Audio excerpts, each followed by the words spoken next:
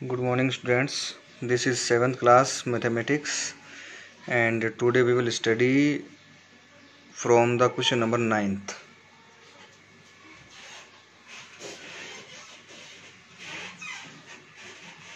आज अपन question number 9th जो है उसके बारे में अपन स्टूडेंट्स क्या करेंगे, स्टडी करेंगे। तो सबसे पहले अपन जो स्टूडेंट्स इस क्वेश्चन को समझ लेते हैं कि इसने क्या लिखा है और किस तरीके से अपने को ये क्वेश्चन सॉल्व करना है।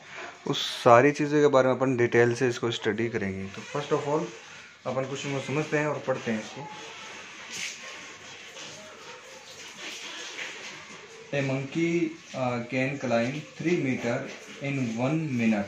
ये क्या आपका 1 मिनट है।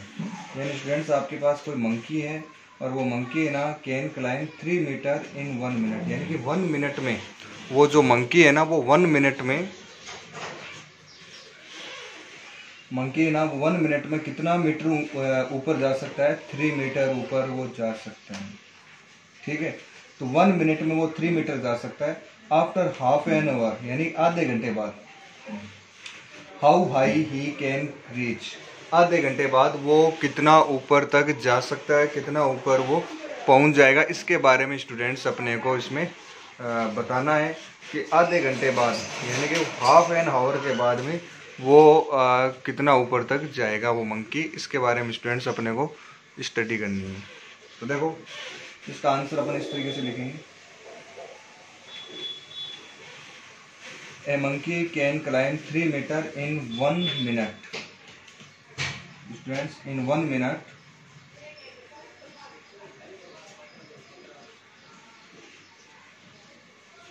Monkey climb 3 metre. 1 मिनट में जो मंकी है वो कितना ऊपर तक जाता है? 3 मीटर तक वो ऊपर जा सकता है। ठीक है, ओके। एंड 1 मिनट की अच्छा यहाँ पे अपन बात करें हाफ एन आवर यानी आधे घंटे। तो स्टूडेंट्स आप सबको पता होगा आधे घंटे यानी हाफ आवर में कितने मिनट होते हैं टोटल होते हैं 30 minute. So I will write here 1 minute में इतना जा सकता है। तो 30 मिनट्स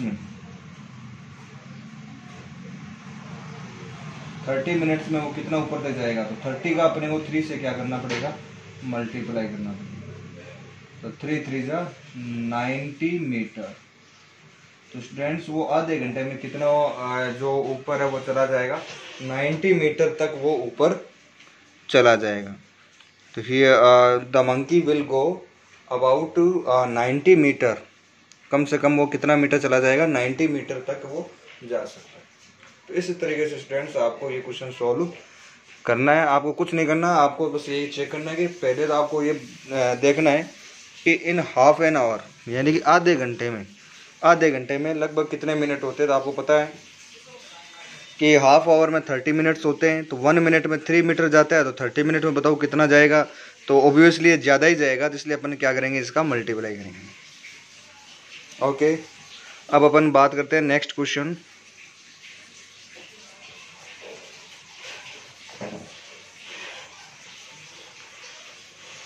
स्टूडेंट्स जो नेक्स्ट अपने पास जो क्वेश्चन है वो कुछ इस तरीके से है। ये देखिए आप लोग। A furniture dealer earns a profit of 500 rupees by selling a table. यानी कि एक टेबल को बेचने पर उसको कितने का प्रॉफिट होता है? 500 रुपीज़ का प्रॉफिट होता है। यानी कि वो 500 रुपये एक टेबल पर वो प्रॉफिट अर्न कर लेता है। तो ये ना ऑलरेडी क्वेश्चन में गिवन है। he earns profit 500 rupees by selling a table and incurs a loss of 150 rate by selling a chair। यानी कि एक चेयर अगर वो सेल करता है, चेयर को बेचता है। तो अगर वो चेयर सेल करता है तो उस पर है ना उसको 150, ये यहाँ पे 150। तो अगर वो चेयर को सेल करता है तो उस पर उसको 150 रुपीज़ यानी कि 150 रुपीज़ का उसको नुकसान हो जाता है, यानी कि लॉस में रहता है। 150 रुपीज़ वो चेयर पे क्या रहता है? लॉस रहता है। फर्स्ट क्वेश्चन क्या पूछा है? ही sold 20 tables and 20 chairs, what would be his net profit और लॉस। आपको बताना है कि नेट प्रॉफिट कितना हुआ और नेट लॉस कितना हुआ। If he sold 20 tables and 20 chairs, उसने ना 20 तो टेबल बेच दी और 20 कितनी क्या बेच दी, चेयर बेच दी। 20 टेबल और 20 चेयर्स। आपको बताना है स्टूडेंट्स कि उसको कितना प्रॉफिट हुआ या कितना लॉस हुआ। तो चलो पहले अपन फर्स्ट क्वेश्चन सोल्व कर लेते हैं। देखो, a furniture dealer earns a profit of 500 by selling a table. एक टेबल का प्रॉफिट ऑफ 1 टेबल।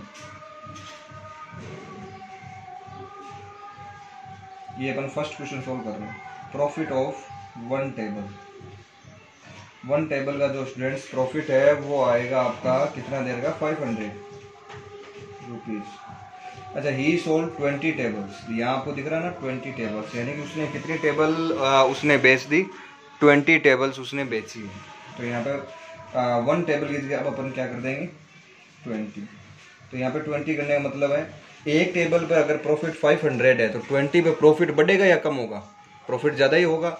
जब कोई चीज़ है ना आपको लगे ना कि ज़्यादा हो रही है तो वहाँ पे अपन क्या करते हैं, मल्टीप्लाई करते हैं। समझ गए ना। जैसे एक पेंसिल की आपको बता दिया कि एक पेंसिल के 500 रुपये है, 10 पेंसिल के बताओ, तो 10 को 5 से क्या करना पड़ेगा, मल्टीप्लाई ही करना पड़ेगा, डिवाइड मत करना वहाँ पे। जब आपको लगे ना कि वहाँ भी पैसे इंक्रीज होंगे, ज़्यादा होंगे, then you will always multiply. तो आपको हमेशा क्या करना है, मल्टीप्लाई करना है। और जब आपको लगे कि नहीं नहीं कम हो रहा है कुछ, तो आपको क्या करना है, डिवाइड करना होता है। तो ये चीज़ आप लोग थोड़ी विशेष तौर से ध्यान रखोगे। तो प्रॉफिट ऑफ 1 टेबल 500 है, तो प्रॉफिट ऑफ 20 टेबल का कितना प्रॉफिट हो जाएगा, 500 इंटू 20। इसको करो 5 टू 10। तो स्टूडेंट्स जब उसने 20 टेबल उसने सेल किए, 20 टेबल सेल की, तो उस टेबल की जो प्रॉफिट है वो प्रॉफिट कितनी आ गई, 10,000 रुपीज़ आ गई। ये प्रॉफिट आ गई। चलो ये तो प्रॉफिट हुआ टेबल का। लेकिन स्टूडेंट्स क्वेश्चन में अपने को ऑलरेडी बोल रखा है कि चेयर में ना उसको प्रॉफिट नहीं होता है, चेयर में उसको प्रॉफिट नहीं होगा, चेयर में क्या होगा, उसको लॉस होगा। चलो लॉस अपन फाइंड कर लेते हैं। देखो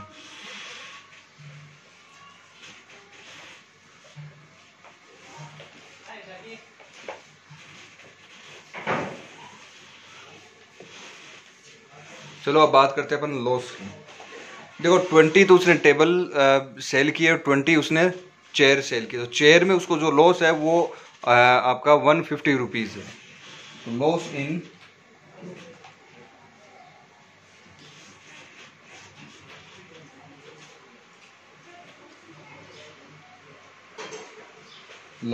वन चेयर 150 रुपीज़। तो लॉस इन 20 चेयर्स, 20 चेयर में क्या करना पड़ेगा अपने को, इसको मल्टीप्लाई करना पड़ेगा। तो 50 इंटू 30, 3000, यानी कि उसको 3000 रुपये का क्या लग गया, लॉस हो गया। उसको 3000 रुपये का, यानी 3000 रुपीज़ का उसे क्या हो रहा है, लॉस हो रहा है। तो लॉस इन 1 चेयर 150 रुपीज़ है, तो 20 चेयर में जो लॉस है वो होगा आपका 3000 रुपीज़।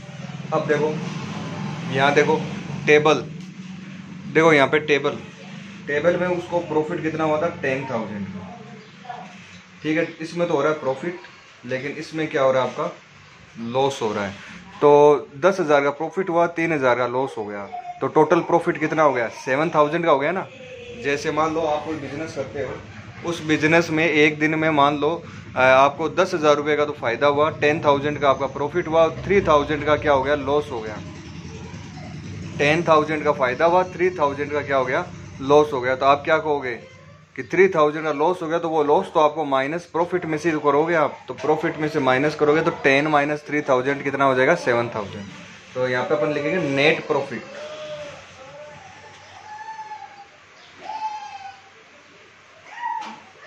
नेट प्रॉफिट हो जाएगा आपका 10,000 minus 3,000, it is equal to 7,000 rupees.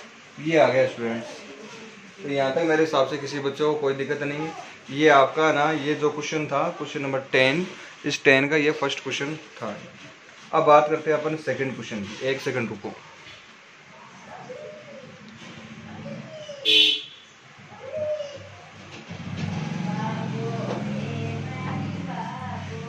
Students जब अपन सेकेंड क्वेश्चन की बात करते हैं तो सेकेंड क्वेश्चन कहता है कि what is the number of tables he must sell to have neither profit nor loss if the number of chairs sold is 60।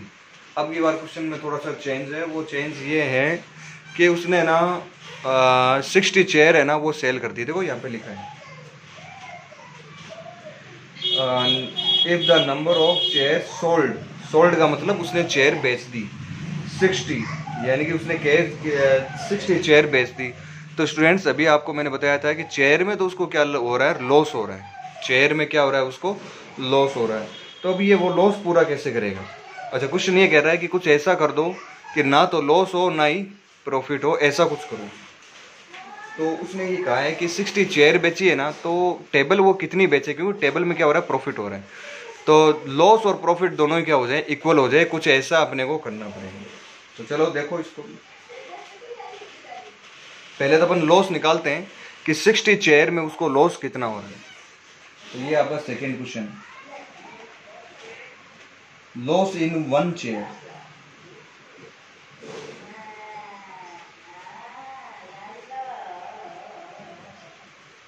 Loss in one chair में जो लॉस है स्टूडेंट्स वो होगा आपका 150 रुपीज। ये आपका ऑलरेडी गिवन है इसमें। Loss in one chair 150 rupees है। तो 60 chair, loss in 60 chair 150 into 60, ये हो जाएगा आपका 9000। तो स्टूडेंट्स उसने ना 60 चेयर बेच के और 9000 जो है ना, ये 9000 इतना उसने नुकसान कर लिया, लॉस में आ गया। अब उसको ना मुझे ना इतना ही मुझे फ़ायदा करवाना है 9000 का, ताकि ना लॉस और प्रॉफिट क्या हो जाए, इक्वल हो जाए। तो स्टूडेंट्स आपको देखो सीधी सी बात का पता है कि चेयर में तो लॉस हो रहा है, तो चेयर तो और बेचेंगे तो चेयर में और ज़्यादा लॉस होगा। तो अपन क्या बेचें फिर, अपने को टेबलें बेचनी पड़ेगी, क्योंकि टेबलों में क्या चल रहा है, अपने यहाँ प्रॉफिट चल रहा है। तो स्टूडेंट्स टेबल में अब देखो टेबल में प्रॉफिट कितना है, 5000 का प्रॉफिट है, और मुझे 9000 का क्या करवाना है, 9000 का मुझे प्रॉफिट करवाना है। तो यहां देखिए प्रॉफिट इन 5000 रुपीज प्रॉफिट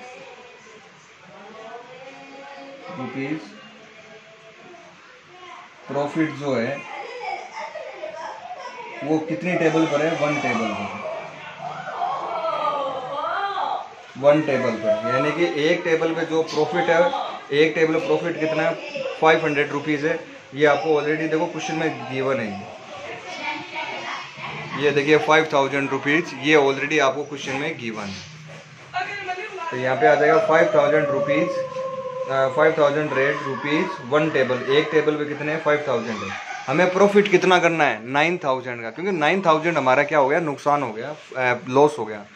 तो 9000 अगर लॉस हो गया तो 9000 का प्रॉफिट करवाना। तो यहाँ पे मैं क्या लिखूंगा, पहले 1 रुपीज़, 5000 पे वन टेबल, तो 1 रुपीज़ पे कितना हो जाएगा, 1/500। तो 9000 पे क्या हो जाएगा, 1/500 इंटू 9000। इसको आप ना कैंसिल करो, 2 0 से 2 0 क्या हो जाएंगे, कैंसिल। और यहाँ पे देखो 90, यानी यहाँ पे आपका 90 है और यहाँ पे नीचे क्या है, आपका 5 है। तो स्टूडेंट्स जब आप डिवाइड करोगे तो ये कितना आ जाएगा, 18 आ जाएगा। तो यानी उसे ना 18 जो टेबल है वो और ज़्यादा सोल्ड करनी चाहिए। Students he should sold 18 table. 18 table sold करते ही 9000 का क्या हो जाएगा, उसको प्रॉफिट हो जाएगा।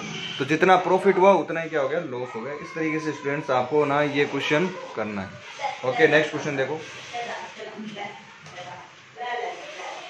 According to the next question students we have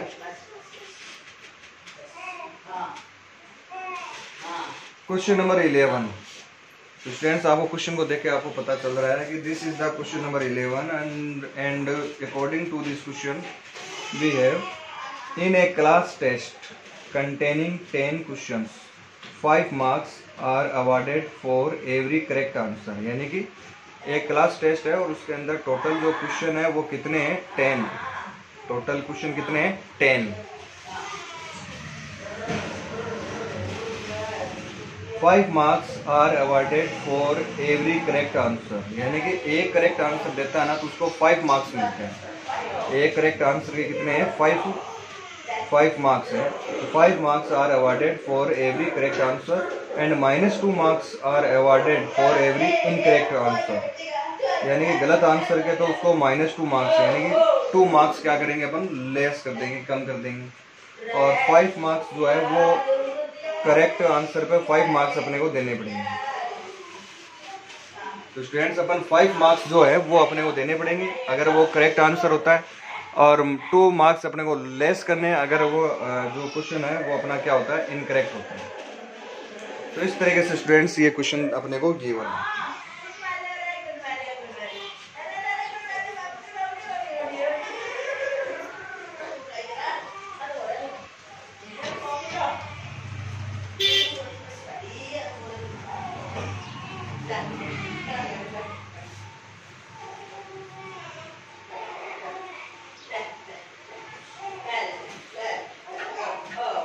okay students, तो इस तरीके से अपने को ये जो क्वेश्चन है वो अपने को गिवन है और इसको आगे अपने को सोल्व करना है।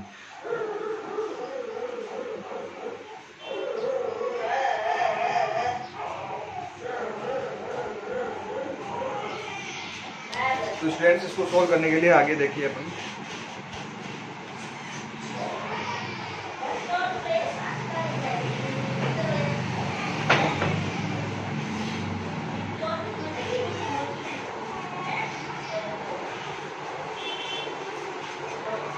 तो students here you can see that कि अब अपने पास आगे का जो क्वेश्चन है वो कुछ इस तरीके से है। In a class test containing 10 questions 5 marks are awarded for every correct answer, यानी करेक्ट आंसर पर उसको कितने मार्क्स मिलने चाहिए? 5 marks. And -2 marks are awarded for every incorrect, यानी गलत जो क्वेश्चन है उस पर उसको 2 मार्क्स जो है वो क्या करेंगे? अपन लेस कर देंगे, यानी कि गलत आंसर देते ही 2 मार्क्स क्या करेंगे स्टूडेंट्स? अपन लेस करेंगे गलत wrong answer. And 0 for not attempt, अगर आपने अटेम्प्ट ही नहीं किया क्वेश्चन तो आपको कितने मार्क्स मिलेंगे? 0 मार्क्स मिलेंगे। एक सेकंड रुको students. Okay students, this is the question. According to the question we have in a class test containing 10 questions 5 marks are awarded for every correct answer, यानी अगर आप एक करेक्ट आंसर देते हो तो आपको कितने मार्क्स मिलेंगे? 5। And -2 marks are awarded for every incorrect answer, अगर आपने गलत आंसर दे दिया तो 2 मार्क्स है ना वो आपके माइनस कर दिए जाएंगे। एंड 0 फॉर नॉट अटेम्प्ट, अगर आपने क्वेश्चन अटेम्प्ट नहीं किया है तो आपको कोई भी मार्क्स है वो आपको नहीं मिलेगा। अब देखो क्वेश्चन क्या कह रहा है। Mohan gets 4 correct and 6 incorrect answer, what is his score? उसने ना 4 तो कर दिए करेक्ट और 6 क्या कर दिए उसने? इनकरेक्ट। 4 तो कर दिए करेक्ट और 6 क्या कर दिए? इनकरेक्ट। अब आपसे पूछा है कि अब आप बताओ कि इसमें उसको कितना स्कोर होगा। देखो इसका आंसर आपको कुछ इस तरीके से देना है स्टूडेंट्स।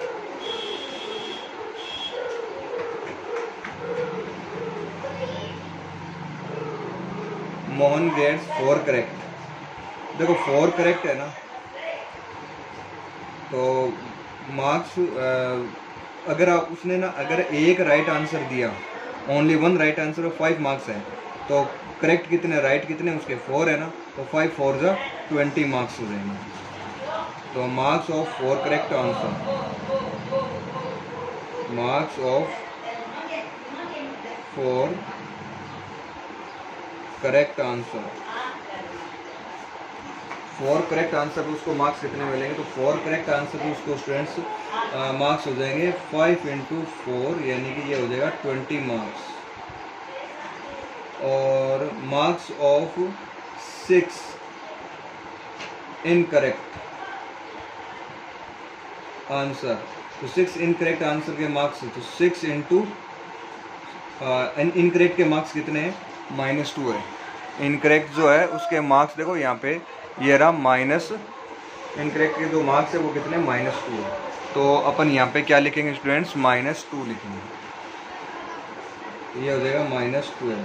अब देखो उसने ना -12 मार्क्स हो गए, तो 20 नंबर के क्वेश्चन तो उसके राइट है, और -12 नंबर के जो क्वेश्चन है, 12 नंबर के क्वेश्चन, जो 12 नंबर के जो क्वेश्चन है वो क्या हो गए, उसके रॉन्ग हो गए, गलत हो गए। अब क्या करें स्टूडेंट्स, अब अपने एक काम करते हैं, 20 में से माइनस जो 12 है वो क्या कर देते हैं अपन, माइनस कर देते हैं। सो टोटल स्कोर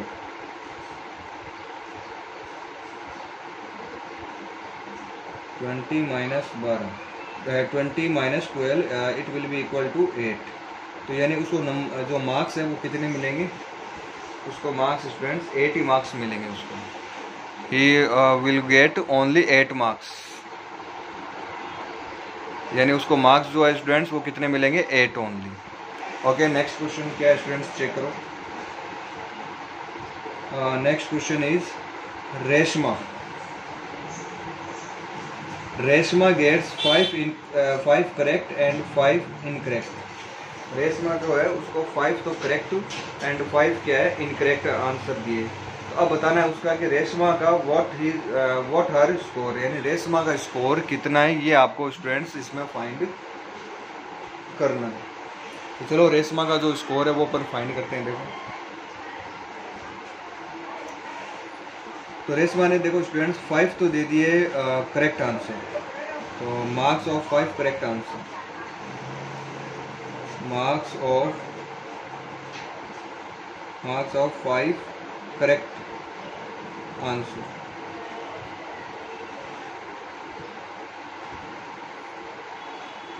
ये हो जाएगा 5 × 5। एक करेक्ट के कितने हैं, 5 मार्क्स है ना, एक अगर करेक्ट होता तो 5 आता, तो 5 करेक्ट हो गए, तो 5 5 जा कितना हो जाएगा, 25 हो जाएगा। Students I will write here 25। और मार्क्स ऑफ 5 इनकरेक्ट आंसर, तो ये हो जाएगा 5 × -2, ये हो जाएगा स्टूडेंट्स -10, क्योंकि एक इनकरेक्ट आंसर की जो मार्क्स है वो कितने हैं आपके, -2 मार्क्स हैं। तो यानी कि 25 नंबर के जो 25 मार्क्स के क्वेश्चन तो क्या हो गए, उसके राइट हो गए, बाकी के क्वेश्चन क्या हो गए स्टूडेंट्स, उसके रॉन्ग हो गए। तो स्टूडेंट्स टोटल मार्क्स कितने देंगे, 25 - 10। सो total score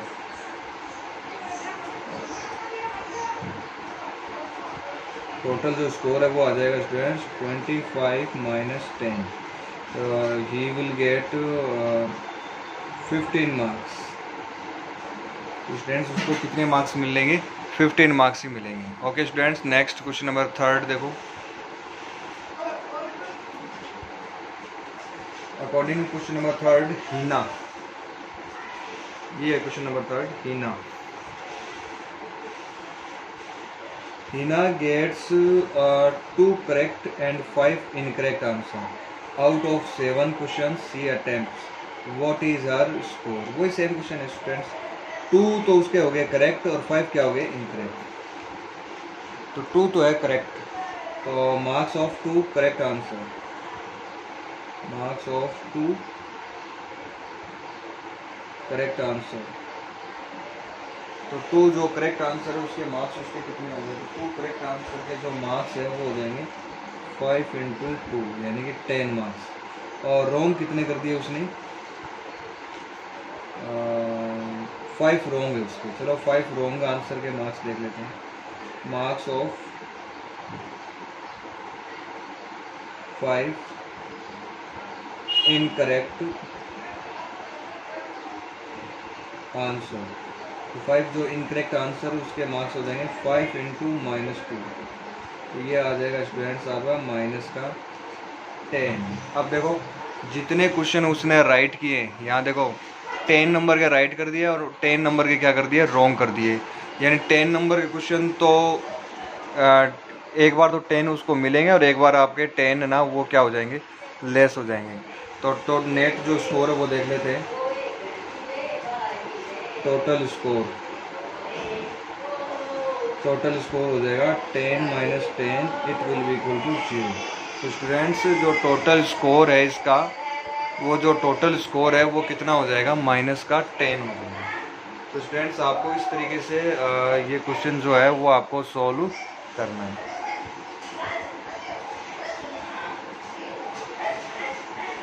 okay, next question की ओर मूव करते हैं।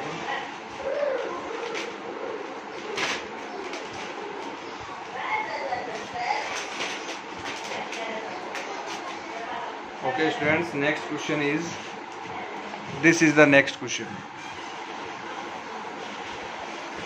According to the question we have the height of a particular tree is increasing at the rate of 5 centimeter per week। यानी कि एक वीक में एक ट्री है, वो एक वीक में उसकी जो हाइट है वो 5 सेंटीमीटर क्या हो जाती है, इंक्रीज हो जाती है। ठीक है, तो इसमें तो मेरे हिसाब से किसी को कोई प्रॉब्लम नहीं है, 5 सेंटीमीटर इंक्रीज हो जाती है एक वीक में। What would be the height of the tree after 10 weeks? 10 week में उस ट्री की जो हाइट है वो कितनी हो जाएगी?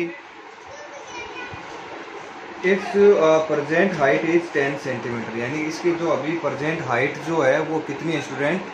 10 सेंटीमीटर। यानी प्रेजेंट जो हाइट है वो कितनी होगी? 10 सेंटीमीटर। इस तरीके से आपको क्वेश्चन आपको गिवन स्टूडेंट्स।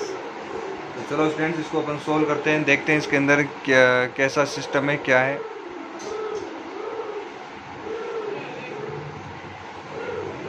तो आंसर में अपने ऐसे करेंगे, the height of a particular tree is increasing at the rate of 5 centimetre per week. In a week height increasing, in a week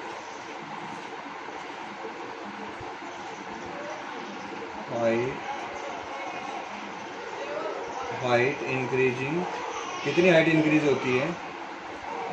5 centimetre. यहाँ आ जाएगा स्टूडेंट्स अपने पास 5 सेंटीमीटर। एक वीक में 5 सेंटीमीटर की हाइट इंक्रीज होती है, तो टोटल कितने वीक हो गए? 10। इन 10 वीक हाइट इंक्रीजिंग 5 इंटू 10 यानी 50 सेंटीमीटर। यानी स्टूडेंट्स 10 वीक में ना उसकी हाइट जो है वो कितनी इंक्रीज होनी चाहिए?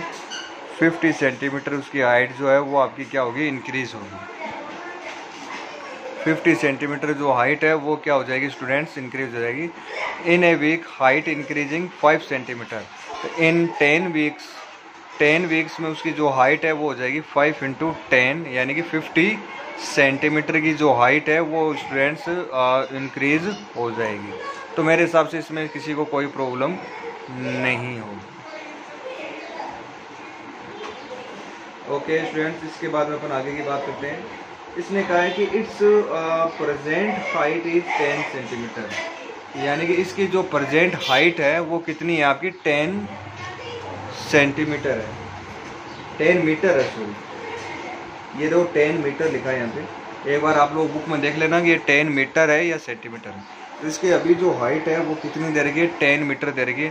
तो मेरे हिसाब से यहाँ पे 10 सेंटीमीटर होना चाहिए। अगर देखो मैं बता देता हूँ, अगर यहाँ पे 10 सेंटीमीटर है तो 10 सेंटीमीटर प्लस 50 सेंटीमीटर कितना हो जाएगा? टोटल 60 सेंटीमीटर हो जाएगा।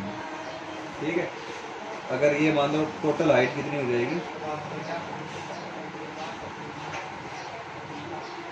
10 centimetre plus 50 centimetre, it will be equal to 60 centimetre. तो स्टूडेंट्स ये कितना हो जाएगा? 60 सेंटीमीटर हो जाएगा।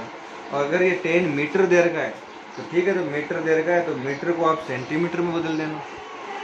मीटर को क्या बदल सकते हो आप? सेंटीमीटर में। या फिर आप इसको 50 सेंटीमीटर है और 10 मीटर है, तो इस तरीके से आप 50 सेंटीमीटर को मीटर में बदल देना, 100 का डिवाइड कर देना। इसको आप 100 से डिवाइड करोगे ऐसे, तो ये कैंसिल हो जाएगा। यहाँ आ जाएगा आपके पास 5/10 यानी कि 0.5। फिर 10 मीटर है और 0.5 भी क्या हो गया? मीटर हो गया। तब जो टोटल हाइट है वो हो जाएगी 10 प्लस 0.5 यानी कि 10.5 मीटर हो जाएगी। तो देख लेना स्टूडेंट्स, यहाँ पे अगर सेंटीमीटर है तब तो आपको करना है ये वाला आंसर, अगर यहाँ पे 10 मीटर है तब आपको करना है ये वाला आंसर। यहाँ पे आप साइड में डिवाइड कर देना। सेंटीमीटर से मीटर में बदलना आता ही होगा सबको मेरे हिसाब से। Okay, this is the last question of this exercise. यानी इस एक्सरसाइज का ये कौन सा क्वेश्चन होगा स्टूडेंट्स? ये लास्ट क्वेश्चन है और इसके बारे में चलो अपन थोड़ी स्टडी कर लेते हैं। लास्ट क्वेश्चन अपना क्या कह रहे हैं।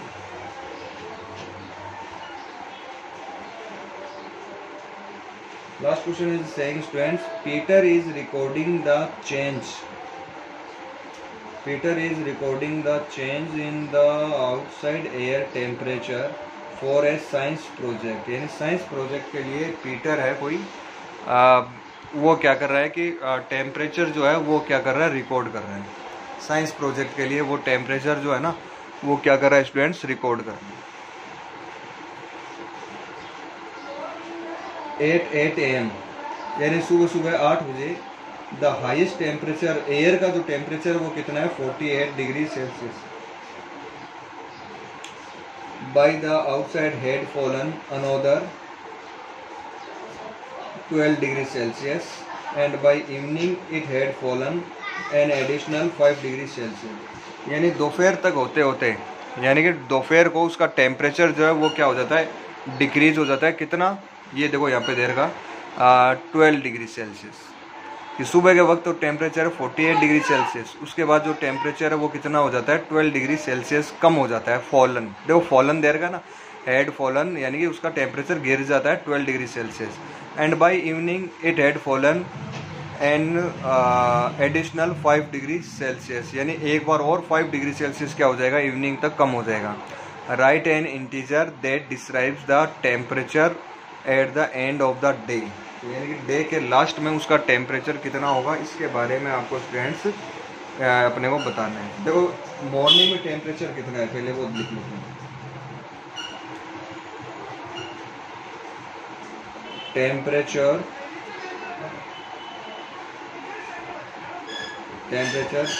एट मॉर्निंग या इन मॉर्निंग, मॉर्निंग में जो टेम्परेचर है वो है आपका 48 डिग्री सेल्सियस। तो यहाँ पर लिखेंगे 48 डिग्री सेल्सियस। अब उसके बाद टेम्परेचर एक बार तो 12 डिग्री क्या हो जाता है, लेस हो जाता है। तो यहाँ पे लिख लेंगे एक बार साइड में,